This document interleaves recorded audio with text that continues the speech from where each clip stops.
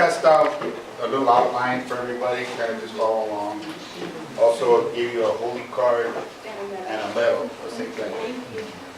So our reports on St. Joseph. And St. Benedict was a simple monk. That's what this is, a simple report. Actually, a lot of the stuff we were talking about earlier, you're going to hear some of this. Yeah. I'm going to read some stuff from things that you guys were talking about. It's actually kind of funny. But anyway, we'll begin our reports on St. Benedict and also Benedictine spirituality. And most of what we know about St. Benedict actually comes from St. Gregory the Great, the Pope. So I'm going to talk a little bit about him, because in order to understand a little bit about Benedict, he's the one that all the information we have basically comes from St. Gregory. Anyway, St. Gregory was born in 540, which was 7 years before Benedict died. But when St. Gregory was about 35 years old, he had a real high public office in Rome, and he gave it all up to enter religious life as an ordinary Benedictine monk. He had a nice house. He sold everything in there and converted his house to a monastery, St. Andrew's Monastery, and he stayed there as a monk. He was eventually elected Pope in 590. It was during his pontificate that St. Gregory cultivated Benedictine monasticism, which we've been talking about. He did that a lot during his pontificate. He also wrote 4 books that were known as the Dialogues of St. Gregory. And the entire second book of the 4 is devoted to St. Benedict, his life and his miracles. And the book is not necessarily a chronological biography like we're probably used to reading, but it consists of miracles in St. Gregory's life. And what he did is he actually spoke with about 3 or 4 of his disciples who gave him all of this information. And he put it down in the form of a book, the second book of the dialogue. And the church places great emphasis on the accuracy of his books because of who St. Gregory was. He was a pope. He's also considered a doctor and a father of the church. So kind of, probably what he wrote is, pretty good stuff. And I'll tell you a little bit about the life of St. Benedict. Benedict was born in Nursia, a city in the central region of Italy, to a very noble and wealthy family. He is considered the founder of Western Christian monasticism. Benedict also wrote the Rule of St. Benedict, which is the only written record left, and we'll tell you more about that. As a young man, Benedict's family sent him to Rome to study. Disgusted at the moral decline in the city, Benedict interrupted his studies and withdrew into solitude, seeking God. For 3 years, Benedict lived as a hermit in a cave in the mountains of Subiaco, under the direction of another hermit named Romanus. Some shepherds discovered Benedict's cave and recognized him as a servant of God. The shepherds also brought Benedict food, and he in turn would feed them spiritual food for their souls.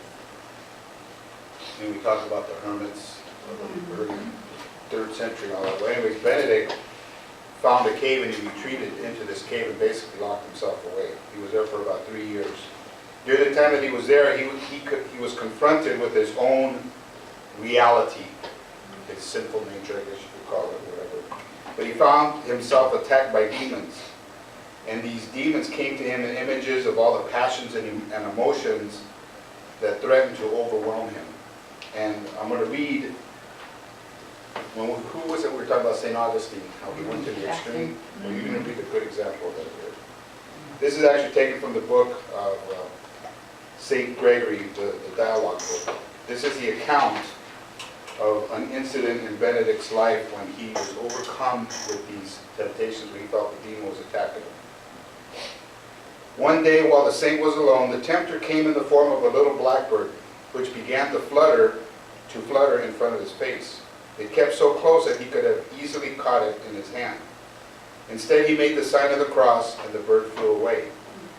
The moment it left, he was seized with an unusually violent temptation. The evil spirit recalled to his mind a woman he had once seen, and before he realized it, his emotions were carrying him away. Almost overcome in the struggle, he was at the point of abandoning the lonely wilderness, when suddenly, with the help of God's grace, he came to himself. And this is how he came to himself. Just then he noticed a thick patch of nettles and briars next to him. Throwing his garment aside, he flung himself naked into the sharp thorns and stinging nettles. He rolled around and tossed in the nettles until his whole body was in pain and covered in blood. Yet once he had conquered the pleasure through the suffering, his torn and bleeding skin served as a drain to drain away the poison of temptation from his body. Before long, the pain that was burning his whole body had put out the fires of evil in his heart. It was by exchanging these two fires that he gained the victory over sin. So complete was his triumph that from that moment on, as he later told his disciples, he never experienced another temptation of its kind.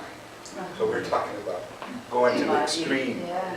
Good thing a cold shower. He didn't have running water in the cave. Yeah, didn't have water in the cave. He was in a cave, remember? Word of Benedict's holiness and miracles brought a nearby community of monks who asked him to be their abbot after their own abbot had died. Benedict tried to discourage them by refusing their request, warning them that his way of life would never complement their way of life. But the monks kept insisting, and Benedict accepted. However, the monks soon resisted Benedict's strict leadership and tried to poison him by giving him poisoned wine during a meal. But when Benedict blessed the wine and meal by making the sign of the cross over it with his hand, the container of wine shattered, and Benedict realized the wine was poisoned. He gathered the community together, he forgave them, and told them to find an abbot to their liking, and he left. Benedict returned to Subiaco, where his wisdom and reputation attracted more followers who wanted to hear the message of Christ from him. As his followers grew, Benedict set up some monasteries where monks lived in community. There was a priest in the nearby church named Florentius who became very envious of Benedict and Benedict's work and the fact that a lot of people were going to him. Florentius tried to poison Benedict with some poisoned bread. And when this failed, Florentius sent some young girls to dance in front of Benedict's monks' cells to try to tempt the monks. Benedict then took a few months with him and he left the monastery. And again, I'm going to read it because it's actually fun. Some of these things kind of fun. Bear in mind, he was in the 5th century, 6th century, 400. You need to preface this by, do not attempt this at home. Yeah, Yeah. I had a shower. Okay. At mealtime, a raven used to come out of the nearby woods to receive food from the saint's hands. On this occasion, he set the poisoned loaf in front of it and said, this is a poisoned loaf that Florentius had sent him. He sat in front of the bird and said, in the name of our Lord Jesus Christ, take this bread and carry it to a place where no one will be able to find it. The raven started to caw and circle around the loaf with an open beak, and flapping its wings as if to indicate that it was willing to obey, but found it impossible to do so. Several times the saint repeated the command, take the bread, he said, and do not be afraid. Take it away from here and leave it where nobody can find it. After hesitating for a long while, the raven finally took the loaf in its beak and flew away. 3 hours later, when he had disposed of the bread, the raven returned and received its usual meal from the hands of the man of God. The saintly abbot now realized how deep the resentment of his enemy was, and he felt grieved not so much for his own sake, but for the priest's sake.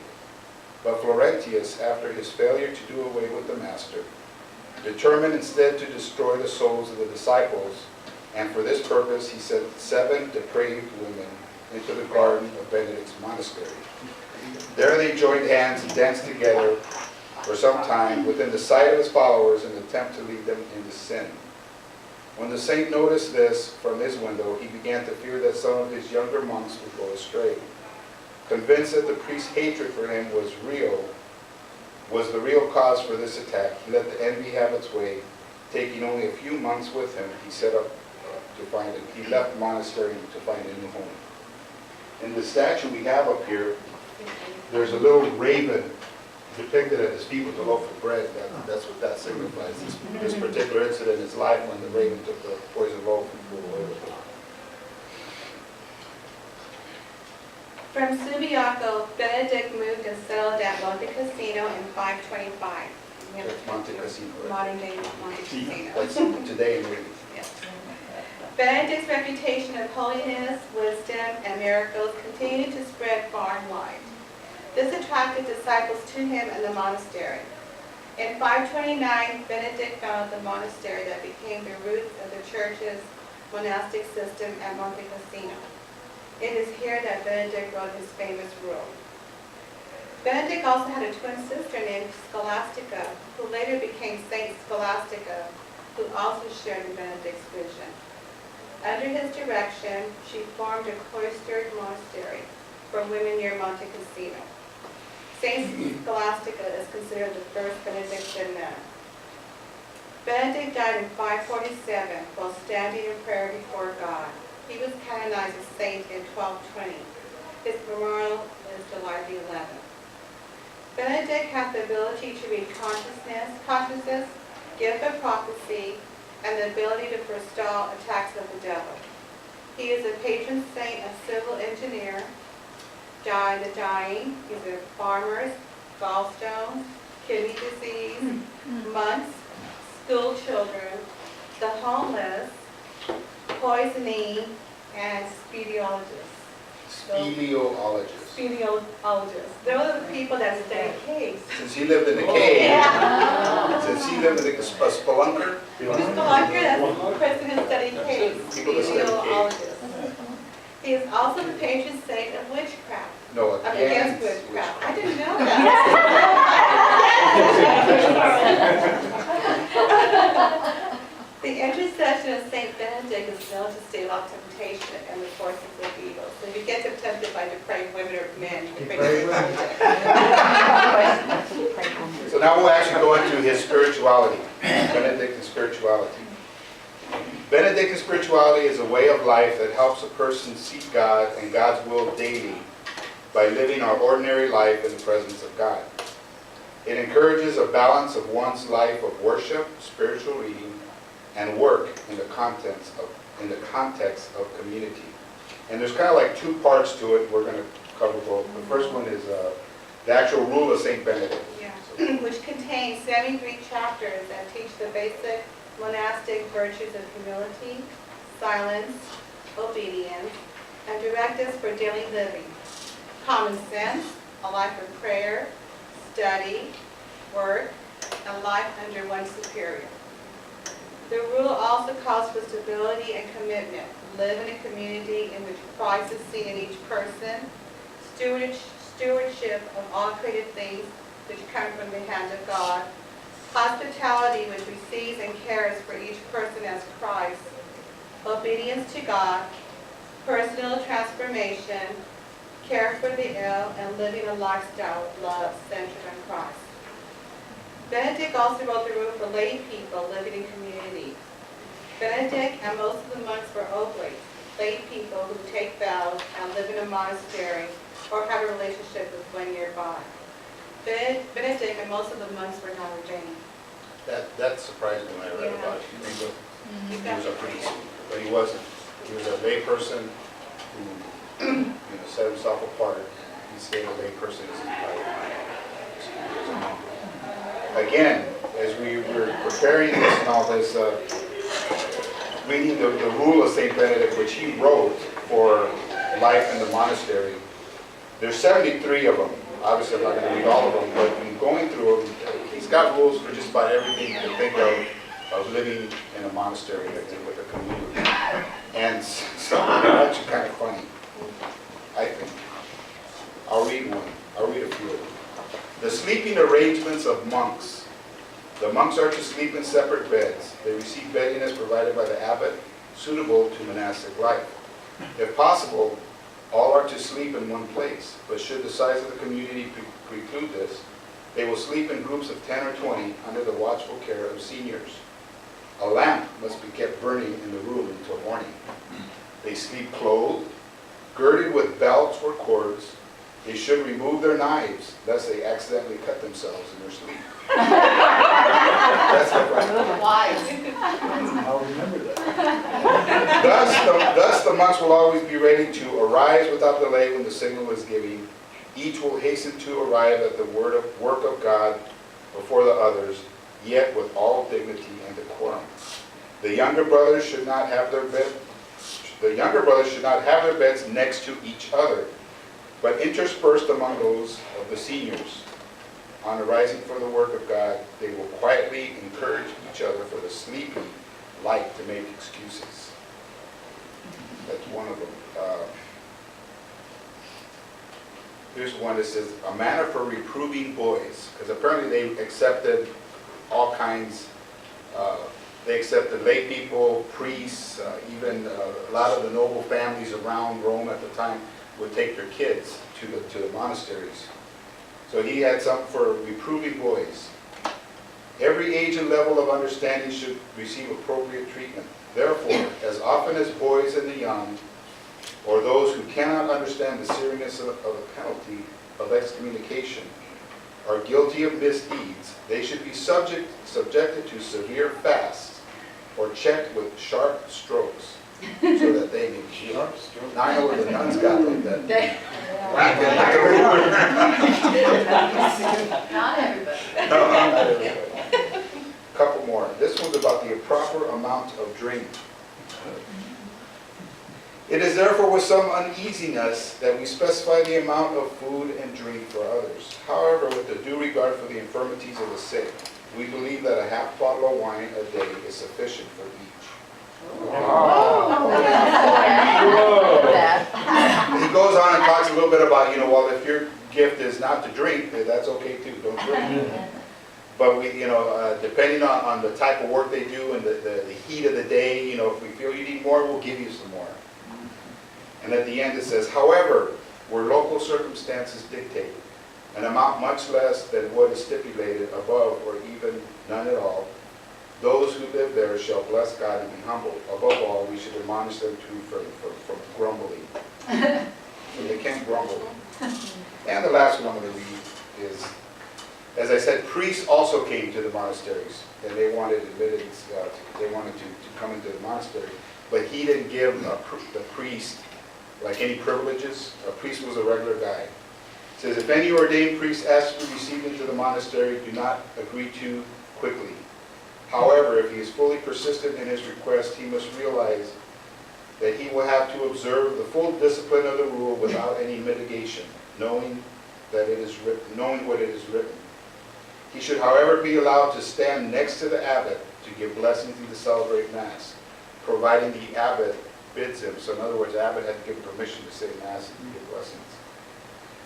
The part I like is at the bottom, it says, when there is a question of an appointment of or any business in the monastery, he takes a place that corresponds to the date of his entry into the community, and not that granted out of respect of his priesthood. In other words, it was all seniority. Rank didn't have his privileges in the monastery. They didn't care who you were. But anyways, those are just some of the, I just like I said, picked out 4 of them that I kind of thought were funny, but there's 73 of them And I said, don't that read he all wrote 73. to govern the lives of the monasteries. St. Benedict's message, his message was, one of them was living in the presence of God. We have that there. And Benedict did not recognize the need to separate oneself from the world in order to be with God. When we are in the world, we are also in God, and present to the Creator of all things, whose gaze is upon us wherever we may be. Everything we do should witness to the experience of the God who is present in all things. Living in the presence of God shapes all areas of our lives: our prayer, work, interaction with creation, and our relationship with others. According to Benedict, God speaks to us in the words of Scripture. The Lord also speaks to us through people, even a younger person who has less knowledge and experience than us. The second part of his message is ora et labora, or prayer and work. Benedict sees no contradiction between work and prayer. Work is to help us pray well and prayer is to help us do our work well. Work helps us to pray and should itself become prayer. Benedict writes, idleness is an enemy of the soul. Therefore, the brothers should have specified times for manual labor as well as for prayerful reading. When we join prayer and work will also be a spiritual life for us that does not separate us from God. He also mentioned discretio, which is the gift of discernment. The gift of discernment of spirits is another of Benedict's characteristics. The judgment should not be clouded with one's own ego, desires, and needs. Benedict saw discretion as a virtue of arranging all things in such a way that the strong are attracted and the weak are not frightened away. He did not preach a religion of the strong. Today, many people are beginning to listen to the Spirit of God and only make decisions after they have listened to God in prayer. The fourth one is Pax Benedicta, or Benedictine peace. The Benedictine ideal for people is not that of one who achieves and accomplishes things, but a person who knows how to bring people together and creates around themselves an atmosphere of peace and mutual understanding. And one of the most important challenges Benedict puts before us is to be a positive person who can build people up instead of tearing them down.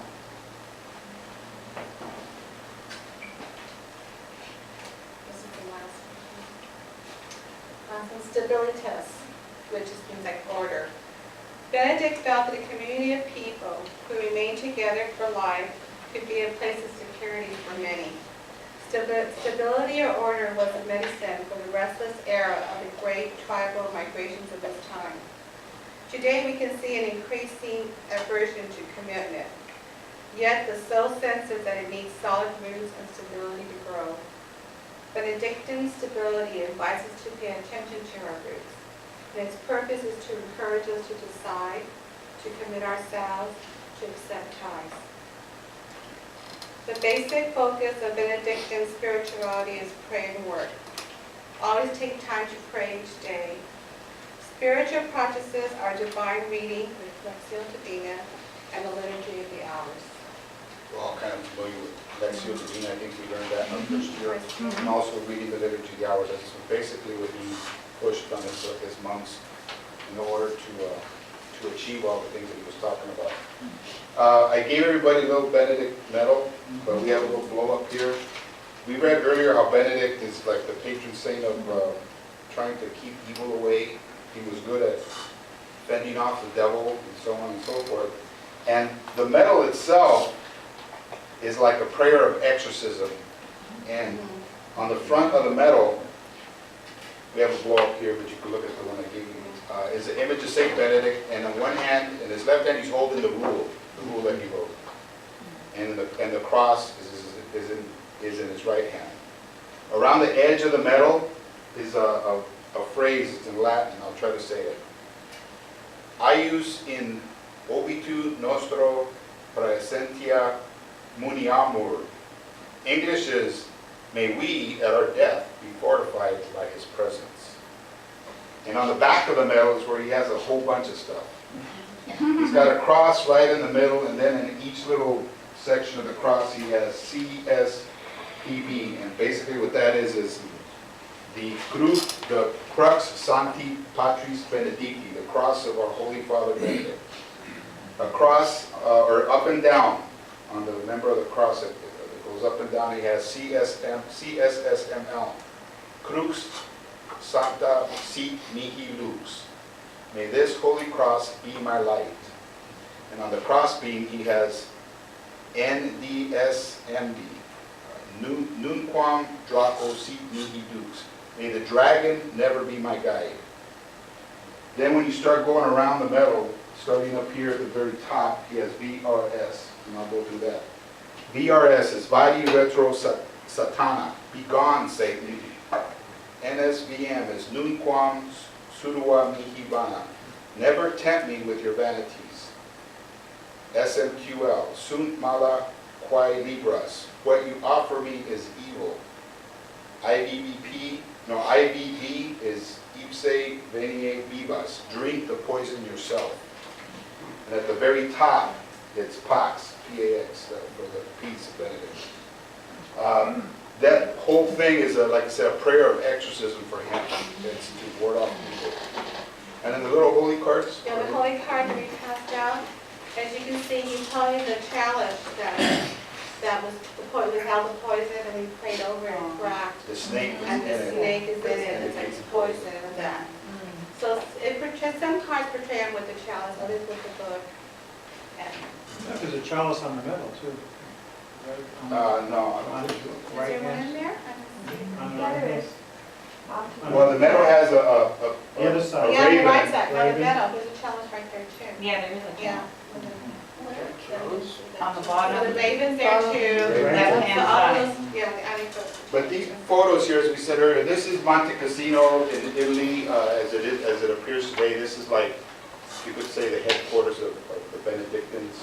That's the big, you guys, I guess, have been there, Diane and Joe said they were there. Beautiful place. We just passed by it. I just waited You to know, read. Like I say, the medal's on the other side. And these three things here that we have, Saint Benedict is big.